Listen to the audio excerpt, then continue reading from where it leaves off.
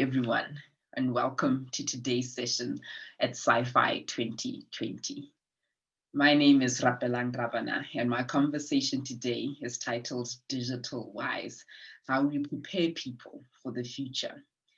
My angle into this conversation is really based on the work that I do day to day at Rekindle Learning. And we look at how we leverage technologies like microlearning and virtual reality in order to continuously prepare people for the changing world of work. When most of us think of the impact of AI and the 4IR, we think a lot about, the negative consequences, how it has taken jobs previously in the newspaper industry and DVD world, and how it's encroaching on professional careers now, like financial advisors and chemists. We often overlook that the growing body of research is also showing that for all the jobs that AI will take, there's tremendous opportunity for new jobs and skills or entrepreneurship opportunities that can be capitalized on. The risk, however, is that the skills required to adapt these particular new skills are fundamentally different from the opportunities and jobs that we had before.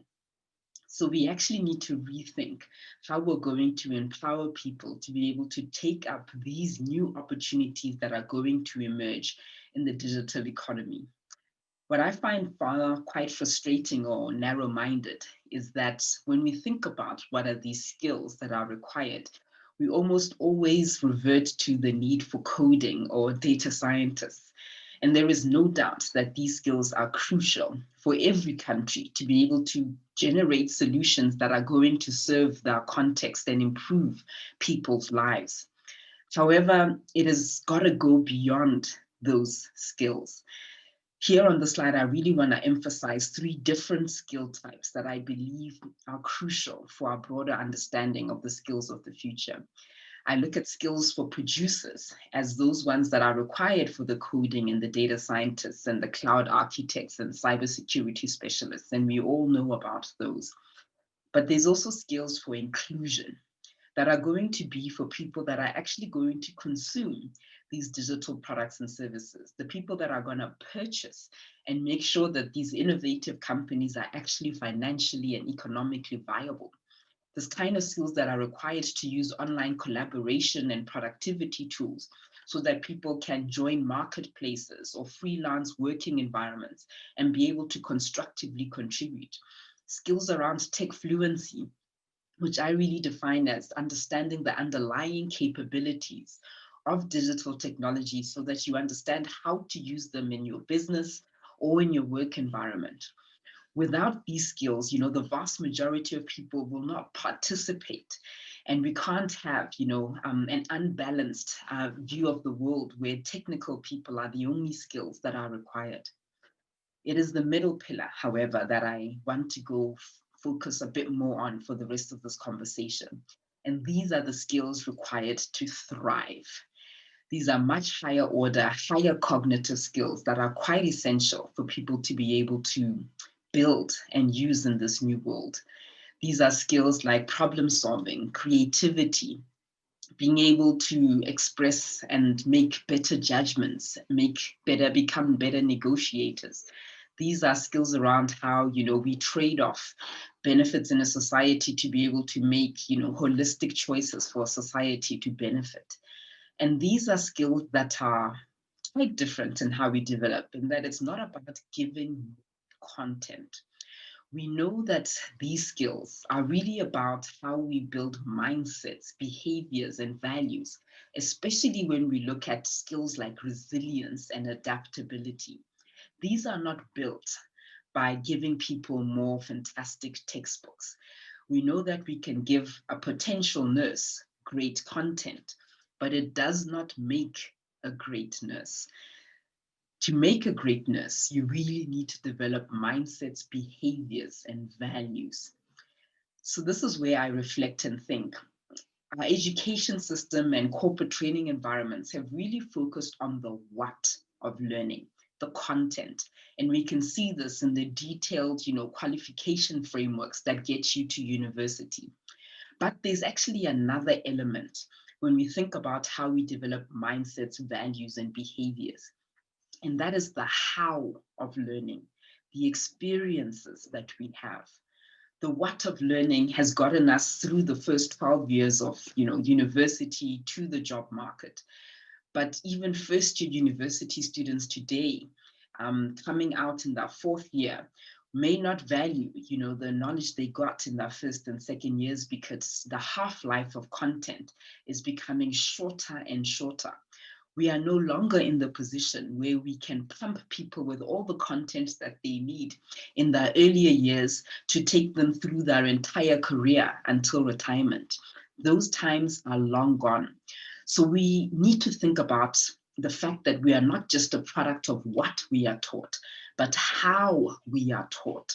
And this links back to experiential learning opportunities.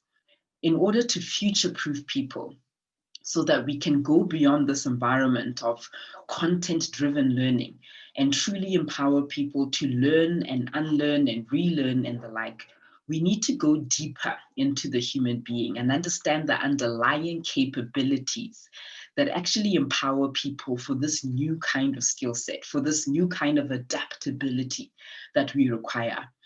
And my suggestion around what is the basis of how we get to adaptability is your basic numeracy and literacy. But then it's also about how we empower people with the right mental frameworks to be able to assimilate information and be able to recontextualize it for how they need to use it to achieve the results that they need to. I don't know that we're really taught how to think through information as opposed to simply being given information. A key part of adaptability is going to be how we provide a wider range of exposure and experiences. And the reason I emphasize this is that the neuroscience is becoming quite clear that in order to build neurology and expand the functionality of our higher cortex brain functions, you've got to have a body of experiences. And it's not just about the content that we may give people.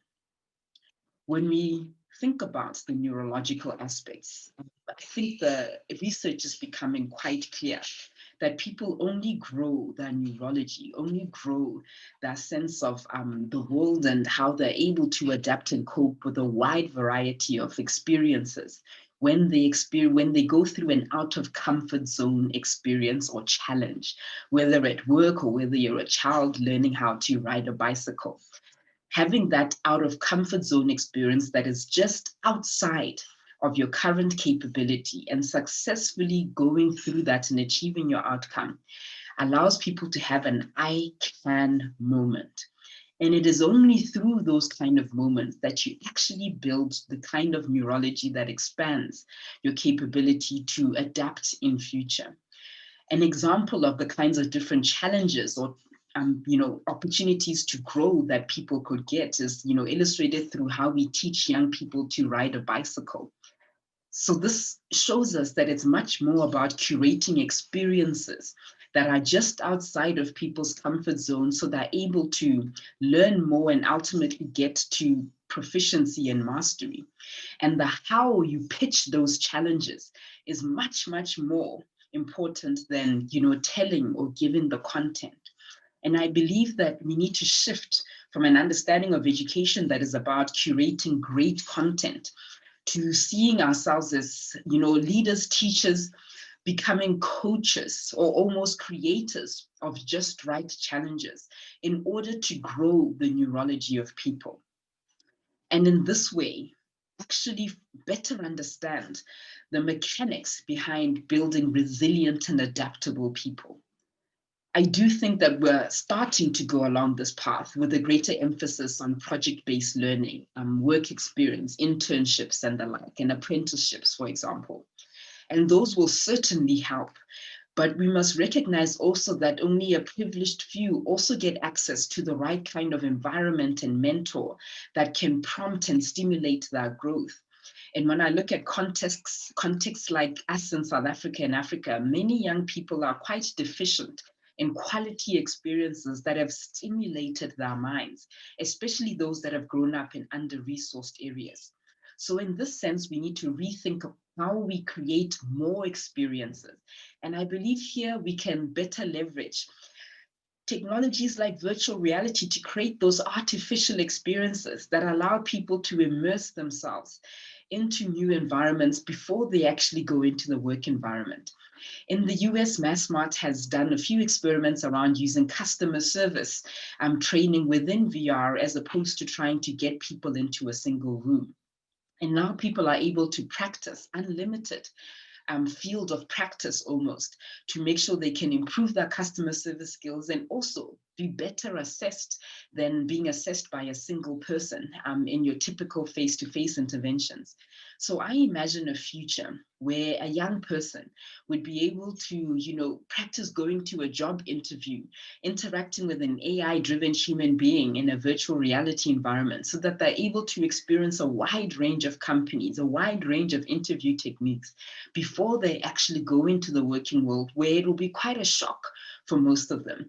I believe we can create experiences that help people practice negotiations, practice difficult conversations, how to run team meetings, and give people a space to be able to explore worlds that they haven't been able to see before. And in this way, build those skills to thrive that are going to be key in developing mindsets, behaviors, and values. Thank you for joining us today.